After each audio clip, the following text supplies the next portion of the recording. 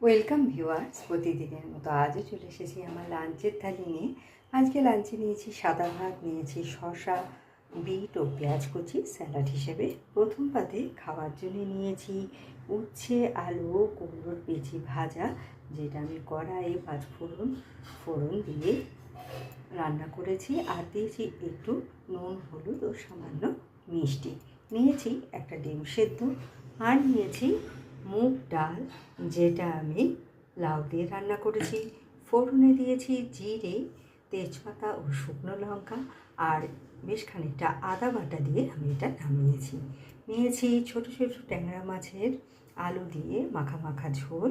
মাছগুলো ভেজে তুলে নিয়ে ওই তেলের মধ্যে কালো জিরে, কাঁচা লঙ্কা ফোড়ন দিয়ে টুকরো করা আলুগুলো একটু ভেজে আদা, জিরে, লঙ্কা, ধনে বাটা দিয়ে আমি এটা তৈরি করেছি। আর নামানোর সময় দিয়েছি ভেজে রাখা মাছ ও একটু ধনেপাতা কুচি।